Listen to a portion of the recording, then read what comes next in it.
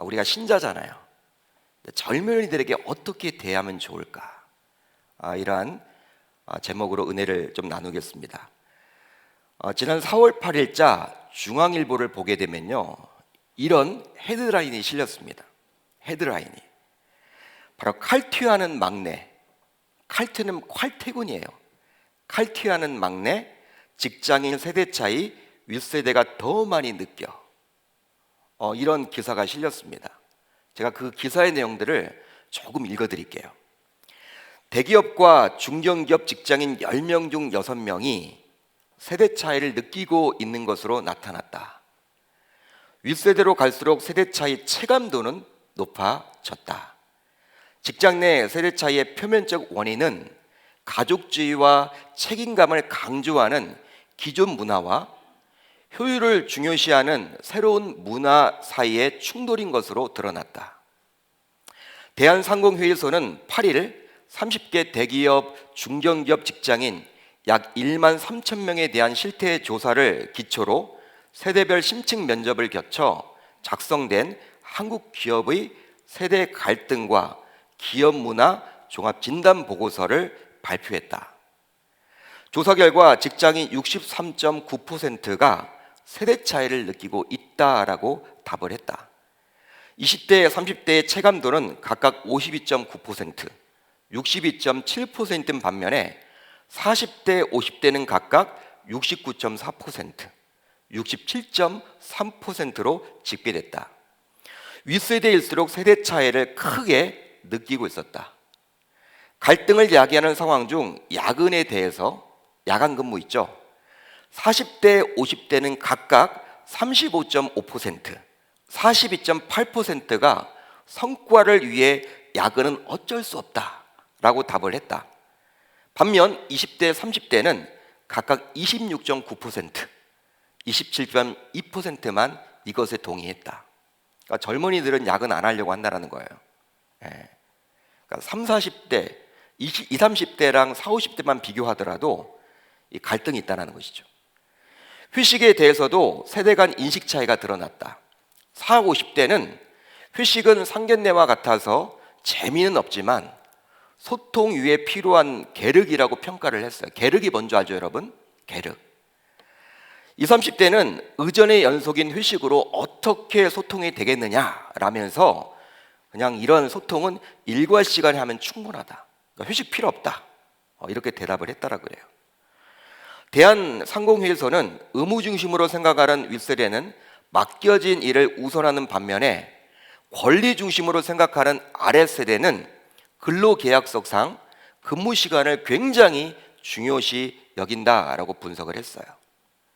그러니까 업무 지시 방식에 대해선 50대의 51.9%는 리더의 지시가 명확하다라고 대답을 했지만 30대는 같은 질문에 21.3%만 긍정했습니다. 대한상인은 윗세대를 두루 뭉실하게 일을 배운, 윗세대를 두루 뭉실하게 일을 배운 지도세대, 이 지도세대라고 이렇게 표현을 했고요. 아랫세대를 명확한 지시를 바라는 내비게이션 세대로 구분을 했습니다. 나는 과연 지도세대인가? 나는 과연 내비게이션 세대인가? 그 차이가 있다라는 거예요. 아랫세대는 조직이 주먹구구식으로 돌아간다라고 보고 있다는 것이죠. 어떤 조직이나 그런 생각을 가지고 있습니다. 이 밖에 50대 직장인 87.9%가 조직이 성장해야 내가 성장할 수 있다라고 동의를 한 반면에 20대는 이러한 항목에 57.6%만 동의했다고 그래요. 대한상인은 조직의 체질을 가족 같은 회사에서 프로팀 같은 회사로 개선해야 한다. 선수가 팀을 위해 뛸 때 팀은 선수가 원하는 것을 준다라는 원칙을 도입하는 것이라고 지적했습니다. 가족 같은 분위기가 안 먹힌다라는 거예요. 기브 앤 테이크. 그렇게 여러분 시대가 바뀌었다라는 것입니다. 대한상인은 프로팀 같은 회사의 기업 문화를 도입하기 위한 방안으로 가치 있는 헌신, 상호 존중, 성과와 결과, 보상과 인정, 훈련과 성장 등 5R의 문화 도입을 제안했습니다. 대한상인은 이번 보고서 내용을 담아 Y북2 세대 갈등편을 발간했다. 이렇게 여러분 중앙일보 기사가 실렸어요. 여러분 제가 이렇게 긴 시간을 인용해서 이렇게 여러분 읽어드린 내용이 무엇이냐면 시대가 변화됐다는 거예요. 시대가 여러분 변화됐다는 거예요. 예전의 방식으로 예전의 사고로 바라봐서는 안 된다는 거예요. 여러분 20, 30대와 40, 50대 우리가 보기에는 40, 50대만 하더라도 여기에 앉아 계신 분들 가운데 어른들은요 7, 80대들은 40, 50대는 젊다 이렇게 생각을 하겠지만 40, 50대는 또 20, 30대가 느끼기에는요 그렇지 않다라는 거예요. 그들도 여러분 늙은 분들이에요. 나이가 많은 세대라고 여기고 있는 것이죠. 여러분 세대 차이, 세대 갈등이란 말은 우리가 심심치 않게 듣게 되는 주제입니다. 심심치 않게 듣게 되죠. 이런 세대 간의 갈등은요 사회 혹은 직장에서만 일어나는 것이 아니라 가정 혹은 교회에서도 존재하기에 이런 세대 간의 갈등이 생기기 전에 우리 신자들은 하나님의 말씀을 통해서 이런 갈등이 생기지 않도록 미리 예방해야 해요. 미리 예방을 해야 합니다. 여러분 어떤 사고가 생기고 나서 수습하기보다는 그 사고가 생기지 않도록 평소 미리 예방하는 것이 더 중요하기에 세대 간의 갈등이 표출되지 않도록 윗세대, 아랫세대 모두 노력을 기울여야만 합니다. 이제 돌아오는 주일은 어버이 주일이죠. 이제 5월 10일은 어버이 주일입니다. 매년 우리는 어버이들에게 어떻게 하면 좋을지에 대해서 참 많은 말씀을 들어왔어요. 저도 여러분 이 교회 부임하고 나서 벌써 여러분 몇 번 어버이 주일날 설교를 했죠. 어버이들에게 어떻게 해야 된다. 굉장히 여러분 많이 들어왔습니다. 자신의 부모뿐만 아니라 윗세대에 어떻게 하면 좋을지 많이 들어왔어요. 반면에 이 시대의 젊은이들, 특별히 자신보다 아랫세대를 어떻게 대하면 좋을지에 대해서는 살펴볼 기회가 굉장히 적습니다. 그런 내용들은 잘 우리가 배우질 못했죠. 물론 어린이 주일이 있기에 자녀들의 양육 방법에 대해서는 많이들 들어왔습니다. 그렇지만 공동체를 구성하는 같은 일원으로서 자신보다 나이가 적다라고 할 수 있는 자들, 특별히 교회 내에 있는 젊은 구성원들에게 어떻게 다가가면 좋을지에 대해서 우리는 잘 알지 못해요. 따라서 오늘은 이런 주제에 대해서 디모데전서 5장 말씀을 통해서 살펴보겠습니다. 우리가 지금까지 잘 다뤄오지 않았던, 우리가 살펴보지 않았던 이 내용을 오늘 말씀을 통해서 살펴보려고 합니다. 오늘 우리가 살펴볼 디모데전서의 경우 보통 목회서신이라고 이야기를 해요. 목회서신이다. 왜냐하면 사도 바울이 에베소 교회에서 담임 목회를 하고 있는 디모데에게 교회를 목양하면서 겪게 되는 여러 가지 문제들과 그에 대한 적절한 대응책, 그리고 목회자로서 취해야 될 태도에 대해서 기술하고 있기 때문입니다. 선배 목회자로서 정말 자신의 아들과도 같은 이 디모데, 여러분 에베소 교회를 누가 개척했습니까? 바울 사도가 개척했잖아요. 사도 바울이 개척하고 나서 지금 현재는 누가 담임 목회자예요? 디모데가. 그러니까 여러분 얼마나 할 말이 많겠어요. 그 교회를 여러분 이렇게 개척했던 목사로서 후배 목사인 아들과도 같은 정말 사랑스러운 디모데에게 정말 목양을 잘하도록 해주고 싶은 그 마음이 얼마나 여러분 담겨져 있을까요? 그런 내용이 바로 이 디모데 여러분 전서입니다.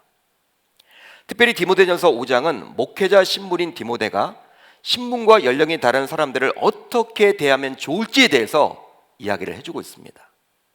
여러분 교회 공동체는요 다양하잖아요. 연배가 높으신 분들도 있고 연배가 굉장히 어린 아이들도 있고, 여러분 이런 게 이 교회 공동체란 말이에요. 여러분 교회가 교회다우려면요 모든 연령이 다 있어야 돼요. 어린 영유아부터 장년 노년까지 다 계셔야 돼요. 근데 어떤 교회를 가보면 청년들밖에 없어. 청년들밖에. 근데 그런 교회 가면요 적응하기 힘들어요. 어른들은. 어떤 교회는 다음 세대가 없어. 어떤 교회는 굉장히 여러분 이렇게 여기 연로하신 분밖에 안 계세요. 여러분 그런 교회는 정말 참다운 교회라고 할 수 없죠. 정말 건강한 교회 되려면요 모든 연령대가 다 있어야 돼요. 그런 관점으로 보게 되면 우리 계명교회가 얼마나 귀한지, 얼마나 감사한지 저는 그런 마음을 갖게 됩니다. 그러기에 1차적으로 여러분 목회자인 저에게 이 디모데전서 5장 말씀은 목회자인 저에게 주신 말씀이에요. 하나님께서 1차적으로는. 그렇지만 하나님의 말씀에는 보편성이 있기에 목회자인 저에게만 필요한 말씀이 아니라 이 시대를 살아가는 성도님들에게도 동일하게 적용될 수 있는 말씀이라고 볼 수 있습니다. 한번 생각을 해보세요. 목회자에게만 필요한 말씀이다. 굳이 여러분 성경 66권에 하나님이 기록해 줄 이유가 없잖아요. 목회자가 몇 명이나 된다고. 일반 성도가 훨씬 많은데. 그런데 여러분 이렇게 기록을 해주고 있잖아요. 정경에. 이건 바로 무엇이냐면 저와 여러분들 모두에게 주신 말씀이란 거예요. 이 말씀을 통해서 오늘 하나님의 음성을 듣고 돌아갈 수 있기를 주님의 이름으로 축복합니다. 이제 오늘 말씀 안으로 들어가 볼 텐데요. 오늘 말씀 1, 2절을 한번 같이 읽어보도록 합니다. 1, 2절 시작. 늙은이를 꾸짖지 말고 권하되 아버지에게 하듯하며 젊은이에게는 형제에게 하듯하고 늙은 여자에게는 어머니에게 하듯하며 젊은 여자에게는 온전히 깨끗함으로 자매에게 하듯하라. 아멘. 여러분 굵은 글씨 있죠? 젊은이에게는 형제에게 하듯하고 젊은 여자에게는 어떻게 하라? 온전히 깨끗함으로 자매에게 하듯하라. 바울 선생은 우리 신자들에게 이렇게 권면을 합니다. 바울이 이런 권면을 하는 이면에는 세상 사람들과는 분명히 다른 정체성을 가지고 살아가는 신자임에도 불구하고 젊은이들을 대할 때에는 세상 사람들과 별반 다를 바가 없이 젊은이들을 업신여길 때가 많음을 알기에 이렇게 권면해주고 있는 거예요. 그러니까 저와 여러분들은 하나님을 믿는 신자들이잖아요. 그러니까 세상 사람들과는 분명히 다르다는 말이에요. 다름에도 불구하고 이 젊은이들을 대할 때에는 세상 사람들과 별반 다를 바가 없기에 이걸 알고 있었던 바울이 저와 여러분들에게 젊은이들을 대할 때는 바로 형제와 자매에게 대하듯 하라, 이렇게 말해주고 있는 거예요. 여러분 세상에서는 젊은이들을 대할 때 어떻게 대합니까? 우리 여러분 기성세대가 젊은이들을 대할 때 어떻게 대해요? 여러분 경험치가 없다. 뭘 아냐? 알면 얼마나 알아? 네가 해봤어? 뭐 이런 식으로 해서 여러분 굉장히 업신여기죠. 경험이 여러분 부족하잖아요. 젊은이가 젊다 보니까 여러분 경험은 부족하잖아요. 경험이 부족하다는 것 때문에 완전히 이렇게 짓눌리려고 하는 분들이 많아요. 업신여기고. 그러나 하나님을 믿는 신자인 우리들은 이런 세상 사람들과는 분명히 달라야 함에도 불구하고 우리들도 세상 사람들과 동일하게 심지어는 교회에서조차도 그리 행동하고 있다는 거예요. 뭐 교회를 얼마나 알아? 이거 해봤어? 교회의 전통을 알아? 뭐 이런 식으로 여러분 뭉개버리죠. 그런 안건들을, 그런 이야기들을 말을 못하게 해요. 교회 내에서도 젊은이들이 어떤 제안을 하면 그거 안 돼. 여러분 이런 식으로 해버린다는 거예요. 세상에 문화가 들어와서. 그러게 바울은 세상 사람들과는 분명히 우리 신자들은 달라야 한다라고 권면하면서 교회 내에서 젊은이들을 대할 때는 한 형제, 한 자매로 대해야 된다라고 이야기를 합니다. 비록 나이 차이가 많이 나서 아들뻘일 수도 있고요, 손주뻘이 될 수도 있어요. 여러분 교회 내를 보게 되면 여러분 7, 80대도 계시잖아요. 7, 80대의 눈으로 3, 40대를 보게 되면 아들뻘, 10대, 20대를 보면 손주뻘이잖아요. 그런데 여러분 같은 한 형제, 한 자매라는 거예요. 바로 나이 차이가 많이 나서 아들뻘, 손주뻘이 되더라도 그리스도 안에서는 나이의 많고 적음을 떠나서 모두가 한 형제이며 한 자매라고 우리 주님은 말씀해 주십니다.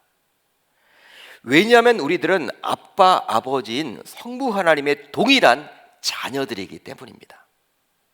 여러분 아멘입니까? 여러분 우리의 아버지는 누구예요? 육신의 아버지는 다 달라요. 그렇지만 우리 여러분 영적인 아버지는 누구예요? 우리의 진짜 아버지는 누구예요? 우리 아빠, 아버지는 성부 하나님이시잖아요.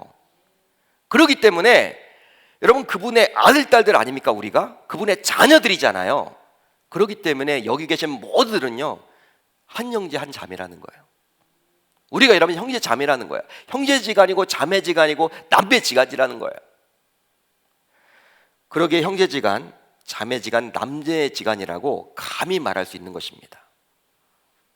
그렇다면 이 디모데전서 5장 말씀은 그리스도로 연결된 교회 내의 젊은이들을 대할 때에만 적용된다고 할 수 있을까요? 여러분 어떻게 생각을 하십니까? 디모데전서 5장, 우리가 한 형제 한 자매가 되려면 아버지가 같아야 돼. 근데 교회 내에서는 우리가 예수님을 믿기 때문에 우리가 성부 하나님 아빠 아버지를 같이 모시고 있기 때문에 한 형제 한 자매가 되지만 밖에 나가 있는 젊은이들, 세상의 불신 젊은이들을 대할 때는 어떻게 대하면 좋을까? 여러분 그들은 감히 한 형제 한 자매라고 말할 수 있을까요? 여러분 우선적으로는요, 교회 내에 있는 젊은이들을 말하는 게 맞아요. 디모데전서 5장 말씀을. 그렇지만 신자들이 교회 내에서만 생활하는 것이 아니기 때문에 삶 속에서 만나게 되는 젊은이들을 대할 때도 동일하게 적용되는 말씀이라고 볼 수 있다는 거예요. 즉 무엇이냐? 직장에서 만나게 되는 젊은이들을 포함하여 인생에서 만나게 되는 모든 젊은이들을 대할 때도 형제의 마음을 가지고 자매의 마음을 가지고 대하라는 거예요. 형제 자매는 아니죠, 여러분. 아직까지 예수님 믿지 않으니까 불신자들은. 그렇지만 우리가 다가갈 때 어떤 마음? 형제의 마음, 자매의 마음을 가지고 다가가야 한다는 거예요. 그렇다면 젊은이를 형제와 자매처럼 여기라는 말에는 어떤 의미가 담겨져 있습니까? 여러분 바울은 왜 이렇게 디모데에게 권면을 하고 있을까요? 어떤 의미가 담겨져 있을까요? 형제 자매의 의미에는 우선 화목하는 사이가 되라는 의미를 담고 있어요. 한번 따라합니다. 화목하는 사이가 되라는 의미를 담고 있습니다. 화목하는 사이가 되라는 의미를 담고 있습니다. 형제 자매는요, 여러분 누구 때문에 맺어지게 되었습니까? 누구 때문에 존재하게 되었어요? 부모 때문에. 부모가 없다면 자신도 존재할 수가 없고 따라서 자신의 형제 자매도 존재할 수가 없어요. 그렇다면 이 부모는 자신의 여러 자녀들이 서로 어떻게 지내기를 기대할까요? 여러분 어떻게 지내기를 기대할까요? 부모님들 많이 계시죠? 형제 자매가 여럿 있다, 자녀들이 여럿 있다. 뭘 기대합니까? 바로 화목하게 지내며 한마음 갖기를 이렇게 기대한다는 거예요. 이게 부모의 마음이에요. 저도 우리 자녀들 3남매인데요 셋이잖아. 여러분 어떻게 지내기를 제가 원할까요? 저한테만 잘해주기를 원할까요? 여러분 3남매가 정말 화목하는 거, 하나 되는 거, 그걸 제가 바란다는 거예요. 그걸 원한다는 거예요. 여러분 진정한 부모라면 그걸 기대할 겁니다. 아무리 많은 자녀들이 부모에게 각자 잘한다 하더라도, 각자는 다 잘한다 하더라도 부모가 정말 원하는 것은 형제 자매 남매가 하나 되어서 서로 화목하게 지내는 모습을 직접 보길 기대한다는 것이죠. 그것만큼 행복한 게 없어요. 그게 진짜 부모의 모습이에요. 이런 부모의 마음을 안다면 형제지간, 자매지간, 남매지간이 서로 화목하려고 노력을 하겠죠. 그러니까 여러분 형이 싫어도 동생 입장에서는 이 부모님이 계시기 때문에 형한테 잘하는 분들도 있을 거야. 부모님이 그걸 원하니까. 동생이 싫어도 부모님이 그걸 원하니까, 하나 되기를 원하니까 동생을 그래도 챙기려고 하는 형들도 있을 거야. 그렇다면 어떻게 형제지간, 자매지간, 남매지간이 화목하고 화합할 수 있을까요? 여러분 어떻게 하면 될까요? 바로 나이가 한 살이라도 더 높은 형님과 누님의 책임이 막중합니다. 막중해요. 형님으로서 누님으로서 동생에게 보다 너그러워야만 하고 베풀 수 있어야 해요. 즉 어른 노릇을 해야만 합니다. 어른 노릇을 할 수 있어야 돼요. 그러게 바울 사도가 젊은이들을 대할 때 형제 자매로 대하라 라고 한 이면에는 나이가 한 살이라도 높은 자들의 책임이 더 크다라는 거예요. 나이를 먹었다라는 것을요, 먹었다라는 것은 책임이 주어지는 거예요. 책임이. 그만큼 인생을 살았다라는 것은요, 뭔가를 누리려고만 하면 안 되고 책임이 주어진 거예요. 책임이. 세상에서는 나이가 높은 자들이 권위를 내세우면서 동생뻘 되는 사람들을 개무시하거나 이렇게 업신여기는 경우가 굉장히 많아요. 나이를 여러분 굉장히 드러내죠. 그렇지만 하나님을 믿는 우리 신자들의 경우에는 오히려 동생뻘 되는 자들에게 먼저 다가갈 수 있어야만 합니다. 동생뻘 되는 자들이 자신에게 와서 고개를 숙이기를 기대하지 말고 오히려 자신이 먼저 동생뻘 되는 자들에게 찾아가서 그들의 근황을 묻고 그들의 고민이 무엇인지를 묻고 혹은 어려운 점이 무엇인지를 묻고 챙겨줄 수 있어야 하는 거예요. 세상과는 완전히 180도 다른 거예요. 즉 교회 내에서 어른들의 경우 바로 그런 역할을 해주셔야만 합니다. 어른들의 역할은 큰 소리 치는 게 아니에요, 여러분. 자신이 여러분 고집만을 끌고 가는 게 아니에요. 어른들의 역할은 뭘 해야 되느냐? 여러분 두루두루 다니면서 필요한 게 뭐가 있는지, 고민이 뭐가 있는지, 인생을 살아왔잖아요. 여러분 동생뻘 되는 그런 분들에게 찾아가셔서 지금 상황이 여러분 애 키우는데 굉장히 힘들고 어려우면 위로도 해주고 자신이 다 경험해봤던 것들을 알려주고 이렇게 다가갈 수 있어야 한다는 거예요. 사랑방 내에서도 사역의 장에서도 혹은 우리 교회 청년들에게도 스스럼 없이 먼저 다가갈 수 있어야 돼요. 왜 청년들이 그럴까? 여러분 이런 생각하시면 안 되고 내가 먼저 다가갈 수 있어야 돼요. 물론 상대방이 이상하게 생각할 수도 있다는 생각에 주저하기도 합니다. 솔직히 반응이 없을 수도 있잖아요. 굉장히 창피해질 수도 있잖아요. 무안해질 수도 있잖아요. 그렇지만 그들에게 다가가서 계속해서 지속적으로 그들을 격려해 보세요. 아마 달라질 거예요. 여러분 세상에는 서열 문화가 있기 때문에 주로 막내가 그런 역할을 합니다. 막내들이 보통 그런 역할을 하죠. 세상에 직장 세미나를 간다. 막내들이 여러분 다 챙기잖아요. 근데 우리 신자들은 오히려 180도 달라야만 하는 거예요. 만왕의 왕이시고 하나님의 아들이신 예수님조차도 이 세상에 오신 목적을 다음과 같이 친히 말씀해 주셨기 때문입니다. 인자가 온 것은 섬김을 받으려 함이 아니라 도리어 섬기려 하고 자기 목숨을 많은 사람의 대속물로 주려 함이니라. 아멘. 누구의 말씀이에요? 예수님이 친히 이렇게 말씀해 주셨어요. 인자가 온 것은 섬김을 받으려 함이 아니라 도리어 섬기려 하고. 여러분 예수님이 왕이신데 하나님이신데 그분은 섬기기 위해 왔다라는 거예요. 섬김을 받기 위함이 아니라 섬기기 위해서 이 땅에 오셨다라고 우리 주님은 친히 분명히 말씀해 주셨습니다. 그 예수님을 믿고 따른다고 하면서 우리가 나이가 높다고 해서 혹은 직분이 높다고 해서 스스로 여긴 나머지 섬김을 받으려고만 한다면 이것은 예수님을 제대로 믿고 따른다고 볼 수 없는 것이죠. 따라서 우리들 가운데 나이가 한 살이라도 더 높은 형님들과 누님들의 경우에는 세상과는 달리 오히려 동생들에게 관심을 가지고 먼저 다가갈 수 있어야 할 줄 믿습니다. 아멘이 굉장히 작으시네요. 아멘하기 쉽지 않죠, 여러분. 쉽지 않아요. 근데 하셔야 돼요. 그렇게 될 때 동생들은 형님들 혹은 누님들과 친밀해지며 그들의 말에 경청을 하게 되는 것이죠. 여러분, 권위는요 누가 세워주는 게 아니에요.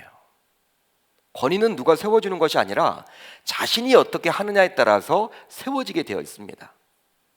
세상은 분명히 서열 문화이기에 높은 포지션에 오르거나 어떤 직책을 갖게 되거나 나이가 높아지게 되면요 누군가가 와서 보고를 해주고 또 누군가가 와서 그분의 권위를 세워주게 되어 있어요. 그렇죠? 세상 문화는 그러니까. 그렇지만 우리 주님께서는 신자인 우리들이 그런 세상의 문화와 동일하게 권위적으로 살기를 기대하지 않는다라는 거예요. 실제로 우리 주님의 마음은 다음의 구절을 통해서 잘 알 수 있습니다. 우리 주님의 마음, 예수님의 마음이 여기에 기록되어 있어요. 바로 빌립보서 2장 5절로 8절 우리 한번 같이 읽어봅니다. 시작. 너희 안에 이 마음을 품으라. 곧 그리스도 예수의 마음이니 그는 근본 하나님의 본체시나 하나님과 동등됨을 취할 것으로 여기지 아니하시고 오히려 자기를 비워 종의 형체를 가지사 사람들과 같이 되셨고 사람의 모양으로 나타나사 자기를 낮추시고 죽기까지 복종하셨으니 아멘. 곧 죽으심이라. 아멘. 곧 십자가에 죽으심이라. 너희 안에 이 마음을 품으라. 곧 그리스도 예수의 마음인데 그 마음은 뭐예요? 그는 근본 하나님의 본체시나 쫙 나가죠. 주님께서는 신자인 우리들로 하여금 그리스도 예수의 마음인 한마디로 여러분 이게 무엇입니까? 낮아지심. 한번 따라합니다. 낮아지심. 하나님이시잖아요. 그분이 우리 인간이 되었다라는 거예요. 낮아진 거죠.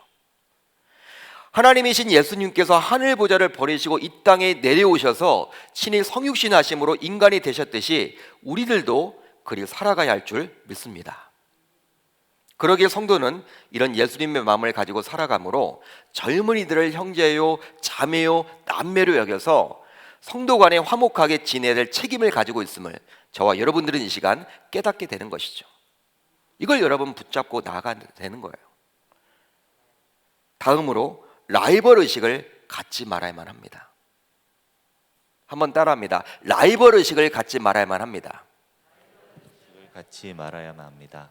보통 세대 간의 갈등이 생기는 이유는 서로 주도권을 놓치지 않으려고 그래요. 주도권. 기성세대는 기성세대로 나름대로, 또 젊은 층들은 젊은 층 나름대로 이 주도권 싸움이에요. 주도권 싸움. 그러기에 세대 간의 갈등의 이면에는 주도권 다툼이 있다고 볼 수도 있습니다. 바울 사도는 오늘 말씀인 디모데전서 5장을 통해서 젊은이들을 가리켜서 형제요, 자매로 취급을 하라고 저와 여러분들에게 말씀해주고 있는데요, 이런 형제 자매는 바로 가족이란 의미를 담고 있습니다. 가족이다, 패밀리다. 여러분, 형제 자매를 주로 어디서 써요? 여러분, 가족에서 써요. 가족에서 많이 쓴단 말이에요. 물론 여러분, 어릴 적에는 형제지간에도 자매지간에도 남매지간에도 누군가 어떤 면에서 뛰어나게 되면 그에게 경쟁의식을 느끼고 라이벌로 취급하곤 합니다. 형이 굉장히 공부를 잘하게 되면 이 동생의 입장에서는 열심히 해가지고 형처럼 돼야 되지, 경쟁의식을 느끼는 경우도 있겠죠. 라이벌이 될 수도 있어요, 형이. 그러나 사회생활을 하면서는 더 이상 가족 구성원들을 대상으로는 경쟁의식을 느끼지 않습니다. 쉽게 말하면 형을 더 이상 라이벌로 여기지 않게 되고 동생을 자신의 라이벌로 여기지 않게 돼요. 어느 순간 그래요. 예를 들면 어릴 적에는 형제지간에도 자매지간에도 남매지간에도 많이들 싸우죠. 여러분, 싸우면서 큰다, 아이들은 싸우면서 큰다, 그런 얘기 많이 들어보셨죠? 바로 서로 경쟁관계에 있다고 보기 때문에 그래요.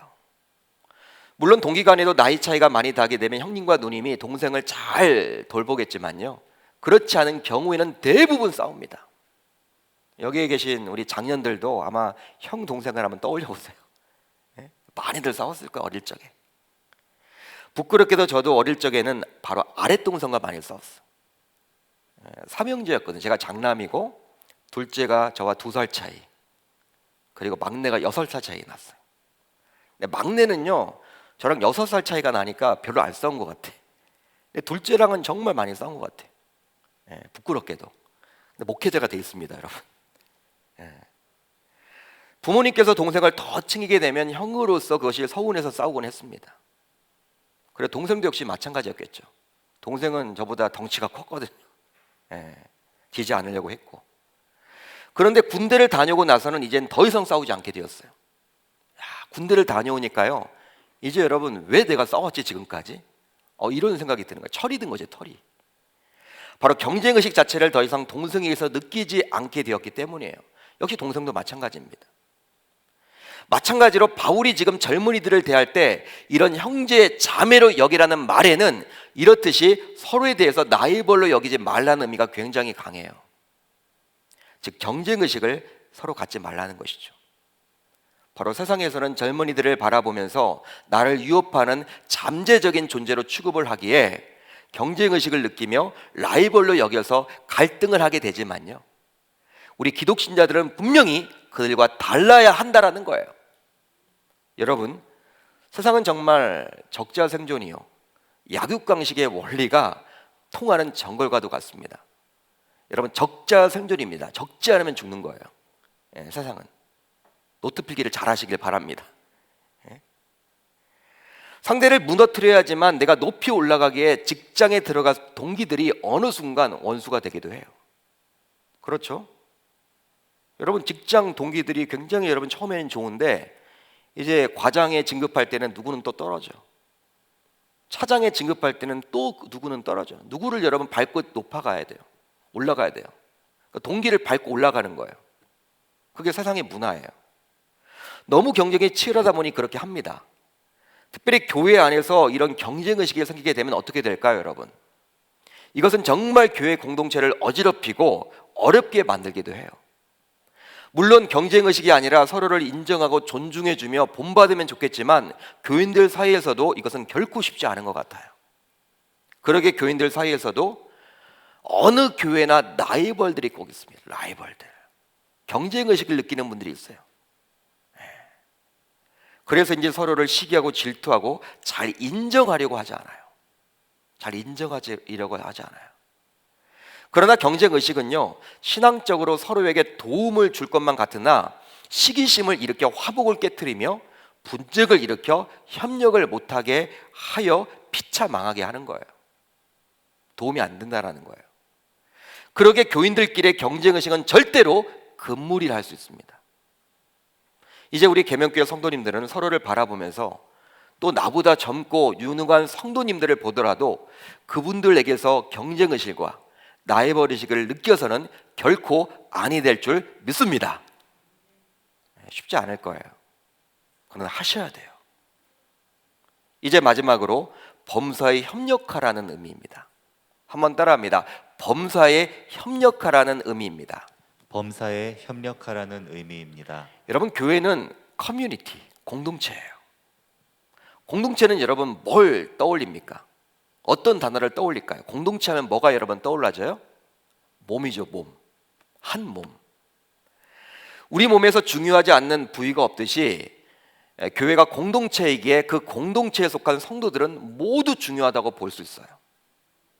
그러기에 몸이 건강해지려면 몸의 모든 장기가 제 역할을 해야만 합니다. 여러분, 장 따로 놀고 위 따로 놀고 간 따로 논다. 아마 여러분 그 사람은요, 여러분 건강하지 못할 거예요. 여러분 그런 여러분 사람이면요 힘들 거예요. 예? 위와 장과 간, 신장 모두 협력하듯이 우리 교회 구성원들 모두 자발적인 협력이 필요한 거예요.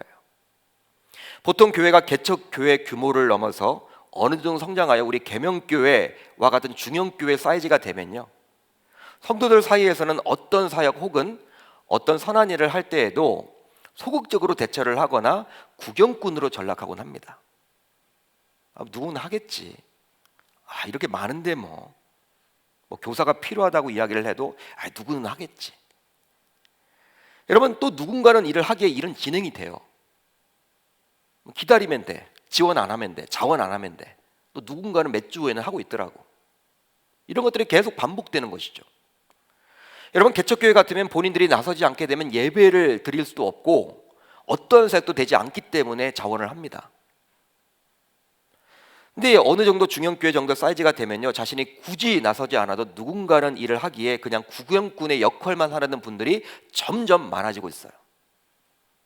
점점 많아진다는 거예요. 그러나 하나님의 교회는 구경꾼들이 있으면 안 되고 모두 협력해야만 할 줄 믿습니다. 연배가 높은 분이거나 젊은이들조차도 모두 힘을 모아야만 하는 거예요.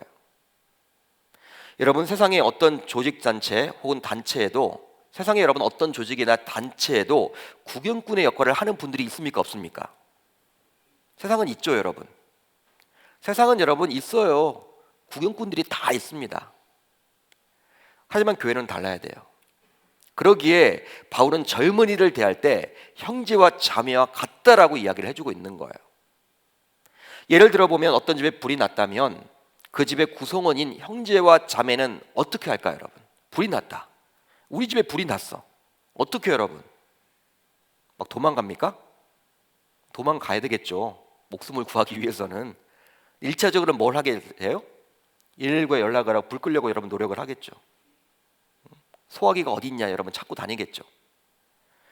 형제 자매가 아닌 분들은요 그냥 구경만 할 거예요. 네? 여러분, 옆집에 와서 불을 꺼주겠습니까? 잘 모르는 사람이 와서 불을 꺼주겠습니까? 이런 영적 원리를 바울은 알고 있었기 때문에 소위 기성세대보다 이를 소극적으로 하려고 하고 구경꾼으로 머물려고 하고 있는 젊은이들을 형제요 자매라고 여김으로 그들의 협력도 반드시 이끌어내야 함을 저와 여러분들에게 말씀해 주는 거예요.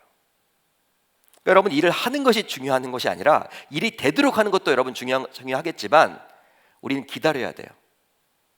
보다 많은 사람들이 참여하도록 기다릴 수 있어야 하는 거예요. 여러분, 교회 일이라는 게 했던 분들만 계속 하죠, 여러분? 그분들 불만이 뭐예요? 왜 우리만 하느냐? 여러분 찾아야 돼요. 찾아야 돼요. 발굴을 해야 돼요. 근데 교육자들도 하지만 우리 중직자들, 특별히 지금 직분을 가지고 있고 어떤 직책을 맡고 있다면 그 일을 하셔야 돼요. 야, 내가 없을 때 이 일이 돌아가게끔 누군가는 이렇게 그 자리에 있어야 되는 거예요. 따라서 이 기도의 11조에 참석한 저와 여러분들 모두 앞으로 젊은 동역자들을 대할 때마다 형제요, 자매요, 남매로 인정할 수 있기를 바랍니다. 그렇게 함으로 그들과 화목한 사이가 되고 라이벌 의식을 갖지 말고 범사에 협력하게 되므로 주님이 원하시는 동역의 관계를 만들어갈 수 있기를 우리 주님의 이름으로 축복합니다. 형제 자매는요, 부모가 같다라는 거예요. 아무에게나 쓸 수 있는 게 아니에요. 정말 우리 주님 그 부모의 마음의 관점에서 보셔야 해요. 정말 부모라면 여러분 어떤 마음을 가질까? 형제자매가 라이벌 의식을 갖는다? 그거 원치 않을 거예요. 협력하기를 원할 거예요. 화목하기를 원할 거예요. 이게 바로 우리 아빠 아버지의 마음이라는 사실을 깨닫고 우리 계명교회는 모두 다 형제 자매들입니다. 이제 2020년도 이 시점 이후로 신자로서 모든 젊은이들을 대할 때, 나보다 나이가 젊으신 분들을 대할 때는 바로 형제요 자매로 이렇게 여러분 우리가 취급을 해서 여러분 그분을 대할 때 여러분 그렇게 잘 적극적으로 다가갈 수 있기를 주님의 이름으로 축복합니다.